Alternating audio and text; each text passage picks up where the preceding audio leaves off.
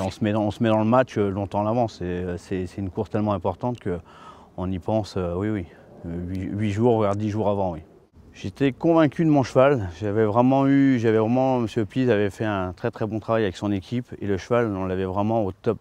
Ils ont fait des petits réglages avec le cheval et moi quand j'avais travaillé 5 jours avant l'arc, il volait comme on dit, donc j'étais hyper confiant de mon cheval. Quand on arrive à Longchamp, on voit toutes ces banderoles de l'Arc de Triomphe, c'est vrai que là on se dit ça y est, là c'est le jour J, on n'a plus le droit à l'erreur, quoi. Donc on est hyper concentré. Je rentre dans le vestiaire, la première personne que je croise c'est Christophe Soumillon qui venait de boire un coca. Je lui dis tiens donne-moi une gorgée, je prends une gorgée, il me dit j'ai rêvé que tu allais gagner l'arc. On ne regarde pas trop les tribunes, on regarde son cheval, on se concentre, on est déjà dans notre bulle à fond. Le prix de l'Arc de Triomphe, Lucien Barrière, c'est un groupe 1 disputé sur 2400 mètres. Je pars bien, je pars très bien même, je me retrouve derrière les leaders et c'est vrai que c'est un cheval qui ne faisait pas très bien la descente de Longchamp. Alors que l'on aborde bientôt la descente avec également Chéri Mix qui est en 7-8e position à la corde devant Bagot. Valexir assez tendu vient ensuite avec à l'extérieur Valet Enchanté. On recule un peu mais je perds des places sans forcer. Dans la fausse ligne droite ça se passe bien et à l'entrée ligne droite, là je suis vraiment coincé entre des chevaux, je suis obligé de faire le forcing, il y a un peu de bousculade entre les autres chevaux. Entrée de ligne droite avec Northlight qui a l'avantage avec Tap Down City qui tente de venir à son extérieur alors que Prospect Park est en 3e position. Et mon cheval, j'essaie de l'avoir le mieux possible. Entrée ligne droite, il est bien. Je lui commence à demander d'accélérer.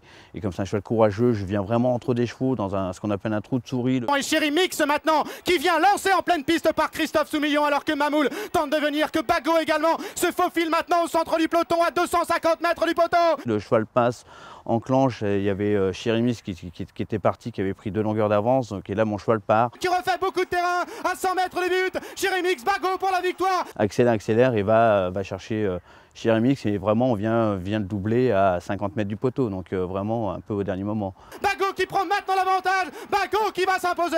Chéri Mix sera 2e. Widjabord 3e. Et le cheval s'arrachait de lui-même. Il était vraiment tellement courageux. Il s'allonge. Et là, on lance son cheval pour essayer de doubler. Et on ne sait pas si devant, il reste encore un peu de gaz. Donc on pense justement à gagner. Évidemment qu'on est là pour gagner. Et on passe le poteau. Là, ça y est, soulagement. Mais c'est une chose qu'on a du mal à décrire parce que c'est tellement intense. Tout arrive. On sait que c'est l'arc. C'est tellement précieux. Je sais, voilà, je viens de battre Christophe Soumillon, Christophe me tend le bras, je tends le bras, on s'embrasse, on est à cheval, on s'embrasse, ça monte au trip et on pense à plein de trucs et c'est vrai que bon, moi j'ai pleuré de joie évidemment, quoi. Et c'est tellement fort que ça vous monte au trip, vous pensez à plein de choses, à tous les gens qui vous ont aidé. Voilà, j'étais quand même... j'avais pas 18 ans quand j'ai gagné l'arc, donc malheureusement j'ai eu des accidents dans ma carrière, donc là c'était vraiment l'apothéose. Donc là les larmes moi sont parties directement, je peux en pleurer même si on continue. On met une couverture sur le cheval et là, il y a là je pense qu'en plus c'était une année où il y avait quand même 40 000 personnes qui étaient sur le champ de course de Longchamp, qui applaudissent, qui hurlent. Alors donc là, ça, pareil, là, c'est un truc, je sais pas, c'est comme tout sportif qui gagne une finale d'un grand match et qui sont soulevés au foot, le 13e homme, c'est vrai, nous c'est pas le 13e homme, mais là le public qui vous applaudit, qui hurle de joie, vous aussi vous êtes vraiment monté, vous êtes sur le toit du monde comme on dit, et c'est des choses, voilà, c'est... Entre guillemets, faut le voir, pour le décrire, faut vraiment, voilà, c'est des choses, voilà, dans chaque pays, il y a des courses comme ça, donc nous c'est l'Arc de Triomphe et voilà, il y avait le public est vraiment, ce jour-là c'est vraiment un public spécial. Tout le monde vous applaudit, vous saluez tout le monde, voilà, c'est une calèche, vous saluez, vous croyez être le prince d'Angleterre, quoi. Je sais pas, monter dans une calèche c'est tellement rare et que tout le monde vous applaudisse. J'ai eu beaucoup de soutien, beaucoup d'SMS depuis hier pour m'encourager, donc je remercie tous ces gens. Bravo, c'est exceptionnel, bravo. Je vois une interview de mon père après la course, voilà, et donc on repleure, donc voilà, c'était...